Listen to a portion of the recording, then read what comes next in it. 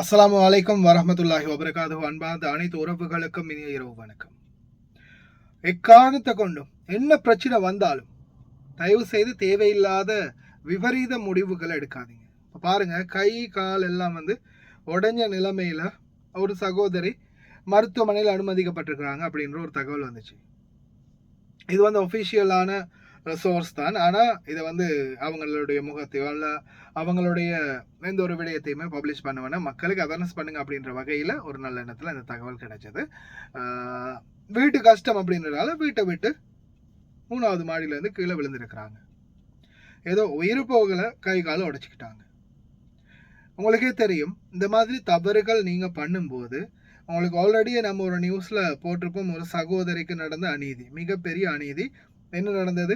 அவங்கள கஃபீலுடைய மகன் அவங்கள கெடுத்து சீரழிச்சிட்டு அதுக்கப்புறம் என்ன பண்ணுறான், மாடியில் இருந்து நீயா பாய்ஞ்சு விழுகிறியா இல்லை நானும் அவனை தள்ளி விடட்டுமா அப்படின்னு கேட்டு கடைசா அவனை தள்ளி விடுறான் இல்லையா? தள்ளி விட்ட பிறகு என்ன ஆகுது, கடைசியில் அந்த சகோதரிக்கு கை கால் உடஞ்சி எல்லாம் செஞ்சதுக்கு அப்புறமா தூதரக அதிகாரிகள் அனுப்பியும் அவங்க பயத்தில் நானே தான் விழுந்துக்கிட்டேன் அப்படின்னு சொல்லி பழி அவங்க மேலே போட்டுக்கிட்டு நாட்டுக்கு போய் சேர்ந்துட்டாங்க.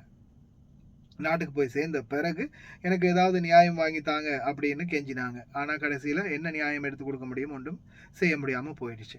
அதே மாதிரி சில நேரங்களில் நீங்கள் இந்த மாதிரி முயற்சிகள் எடுக்கும்போது, சிலர் தவறான முயற்சிகள் எடுக்கும்போது கடைசியில் என்ன ஆகும், உங்களுடைய இந்த மாதிரியான சம்பவம் இன்னொன்று, உண்மைக்குமே நியாயம் கிடைக்க வேண்டிய ஒரு சகோதரி விழுந்துட்டாங்க, இல்லை விழுந்து தள்ளிவிடப்பட்டுட்டாங்க அப்படின்ற போதிலும் அவங்களுக்கு நியாயம் கிடைக்காம போகும். என்ன சொல்லுவாங்க, அவங்களாதான் விழுந்திருப்பாங்க, இந்த மாதிரி எத்தனை கேஸ் வருது, அவங்களே தான் விழுந்திருப்பாங்க, விட்டு தள்ளுங்க அப்படின்ற மாதிரி டாக்டர்களே அதை கை விட்டுருவாங்க.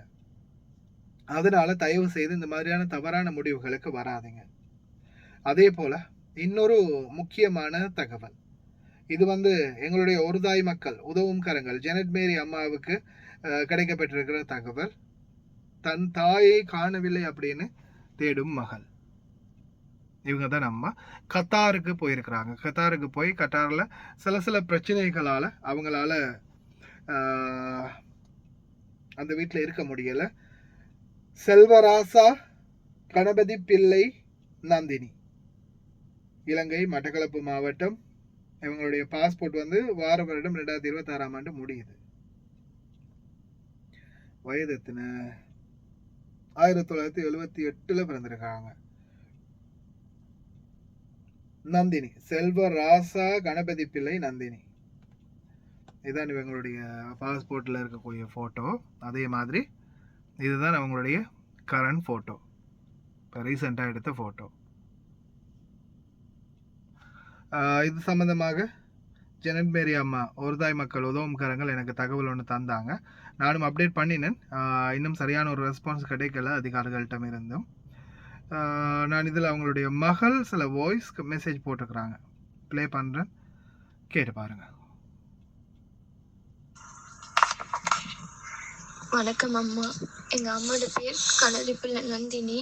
எங்கள் அம்மா 2016 கட்டாருக்கு வேலைக்கு ஆண்டி போனவங்க, வீட்டு வேலை தான் செஞ்சவங்க. ஒரு வருஷத்தால் அம்மா போன வீட்டில இருந்து பாஞ்சிட்டாங்க.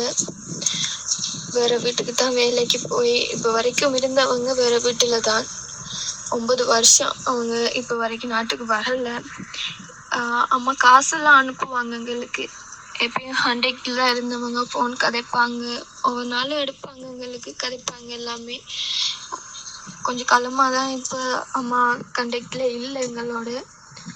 5ஆம் மாதம் 14ஆம் தேதி இந்த வருஷம் அம்மா நாட்டுக்கு வரப்போறேன்னு தான் சொன்னவங்க. வேறொருத்தவங்க மூலம்தான் அவங்க அதுவும் எங்களுக்கு அறிவிச்சதும். அவங்க எங்களோட அம்மாவோட ஃப்ரெண்ட் தான். இப்போ அவங்கள ரோட்ல கொண்டு போய் போலீஸுக்கு முன்னால விட்டுட்டு வந்துட்டாங்க. அம்மா போலீஸுக்குள்ள போனவங்களா இல்லை வேற எங்கேயும் போயிட்டாங்களா என்று இது எதுவுமே எனக்கு தெரியாது. 5ஆம் மாசம் 14 தான் அம்மா கடைசி அம்மாவோட குரல் நான் கேட்டது.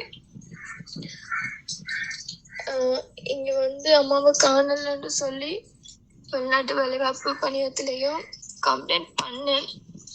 அங்க இருந்தும் எனக்கு எந்த பதிலும் கிடைக்கல. நான் அம்மாவுக்கு தேடிக்கொண்டிருக்க 4 மாசம் அம்மா வந்து இப்ப வரைக்கும் மடப்பாது எங்க இருக்காங்கன்னே தெரியாம இருக்கேன். எந்த சுச்சுவேஷனும் வரமாய் போயிட்டு எனக்கு ஒரு பாபா இருக்காங்க. என் ஹஸ்பண்டும் இறந்துட்டாரு. யாருமே இல்லாம தான் இப்ப அம்மாவை தேடிக்கொண்டிருக்கேன். நான் கட்டார்ல தான் அம்மா இருக்காங்க. அவங்க எங்கேயும் போகல, அங்கதான் இருக்காங்க. ஏன் இன்னும் எங்களுக்கு இன்னொரு பதில் அம்மா மூலம் கிடைக்கல என்றது இன்னும் எனக்கு தெரியாது. எப்படியாச்சும் அவங்களோட பதில் கிடைக்கணும்னு தான் நான் அம்மாவை தேடிக்கொண்டிருக்கேன். அவங்க போலீஸுக்குள்ள இருக்காங்களா, இல்ல ஹாஸ்பிட்டல் இருக்காங்களா, இல்ல வேற வீட்டுல இருக்காங்களா, அம்மாக்கு என்ன நடந்துன்றது இது எனக்கு இன்னும் தெரியாது. எனக்கு எப்படியாச்சும் எங்க அம்மாவை கண்டுபிடிச்சு தாங்க மேம், ப்ளீஸ். எனக்கு மேம், என்கிட்ட அம்மாவோட பாஸ்போர்ட் காப்பி நான் உங்களுக்கு அனுப்பினேன். அது மட்டும்தான் இருக்குது. அது ஃபோனில் தான் என்கிட்ட இருந்தது, அதான் அனுப்பினான். வேற எதுவுமே இல்லை. அம்மாவோட இது கம்ப்ளைண்ட் பண்ண பேப்பர்ஸும் எதுவும் இல்லை. அங்கே தான் கம்ப்ளைண்ட் கொடுத்துட்டு அவங்ககிட்டயே ஒப்படைச்சிட்டு தான் வந்தோம். கம்ப்ளைண்ட் இது வேற எதுவுமே இல்லை மேம். மேம், கிளம்பாவில இருந்தும் இப்போ அம்மாவோட கம்ப்ளைண்ட் பற்றி கால் பண்ணாங்க. அம்மா இங்கே வந்துட்டாங்களான்ட்டு என்கிட்ட கேட்காங்க. ஆனால் அம்மா இன்னும் வரல விட்டு.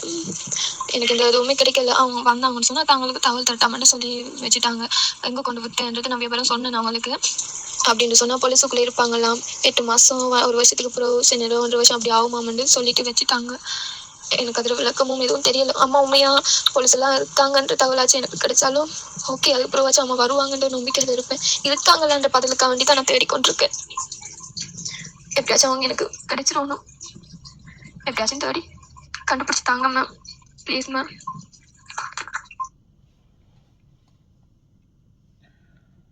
வெளிநாட்டு வேலைவாய்ப்பு பணியகம். அம்மா வந்துட்டாங்களான்னு அவங்கள்ட்ட கேட்டாங்களாம். அவங்களே அம்மாவை காணும்னு தேடிக்கிட்டு இருக்கிறாங்க. அவங்கள்ட்ட கேட்டாங்களா, அம்மா வந்துட்டாங்களா, அம்மா வந்து அம்மா எங்களுக்கு தகவல் சொல்லுங்க அப்படின்னு. என் ஃபைலை க்ளோஸ் பண்ணுறதுக்கா? என்ன ஒரு அவசரம் ஃபைலை க்ளோஸ் பண்ணுறதுக்கு இல்லையா?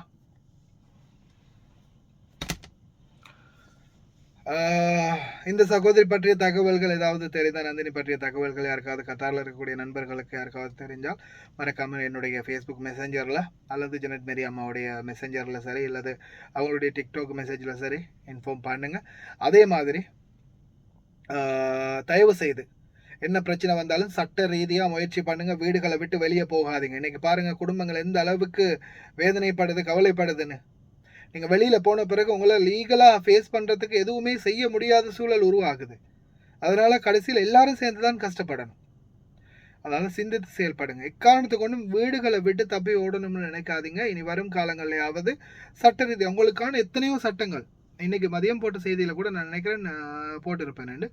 எவ்வளோ முயற்சி செய்து உங்களுக்கான எவ்வளோ முடியுமோ அவ்வளவுக்கு உங்களுக்கு லீகல் ரைட்ஸ், இந்த நாட்டில் இருக்கக்கூடிய சட்ட திட்டங்கள் எல்லாத்தையுமே எவ்வளவுதான் சொல்லி தந்தாலும் ஏன் இந்த மாதிரி முட்டாள்தனமான மக்கள் செயல்பாடுகள் ஈடுபடுறாங்கன்றது புரியலை. தயவு செய்து சிந்தித்து செயல்படுங்க அன்பார்ந்த உறவுகளை. கவனமாயிருங்க.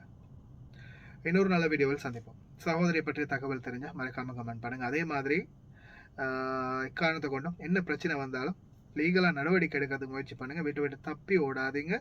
உயிரை மாய்த்து கொள்ள முயற்சிக்காதீங்க. ஜெனட் மேரி சகோதரிக்குமே ரொம்ப நன்றி இந்த தகவல்களை கொடுத்ததுக்கு.